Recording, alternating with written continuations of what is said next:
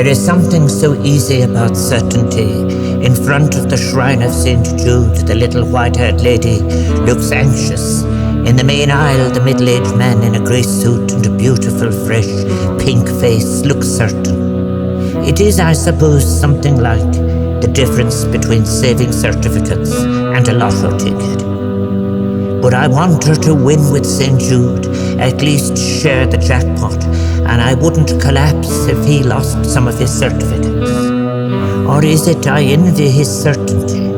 Recalling times leaving the intimate smell of the confessional, I bent my head with that great relief that forgiveness was certain, and the sun shone with a blinding energy in my eyes when I came out, and the gravel sank to me outside the church under my foot. Days of certainty. And if it was not for the fact that God did not call people like us, I might have loved to be imparting certainty in a sweaty box for life.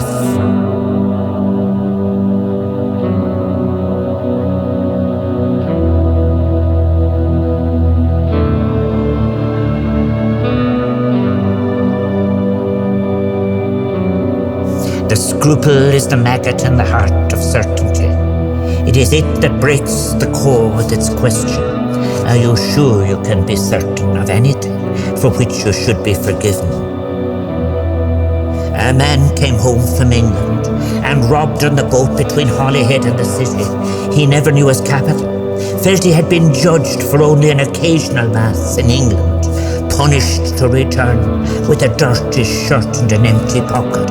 All of us children heard him scream, or was it a cry?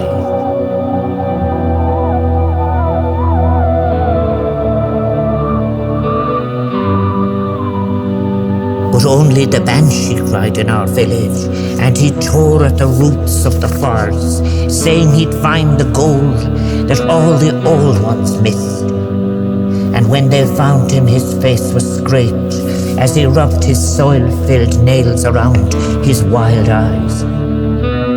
He was never the same, we children were told, not to ask questions. And he never again was able to go home alone from games of 45. But passing up the hill where on the old road the bushes threatened to make a canopy, one's eyes could not avoid the shrine stone he chose, with its edge of moss upon which he knelt and prayed for forgiveness. Was it not a holy stone?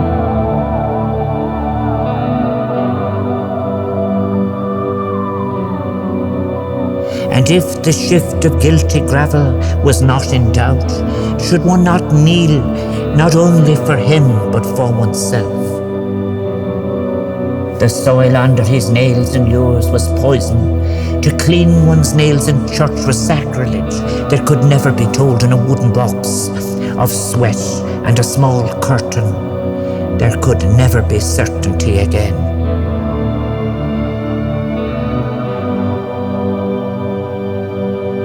And if one looks and hopes the white-haired lady wins the jackpot with a little help from St. Jude, and if one gazes at the pink face of the man more certain, is it not a glance in a terrible mirror where those more certain can smile forever? And then if tears are not allowed the grown person that was the child, is it not better to be uncertain, to have the scruple and throw away the apple that was certainty?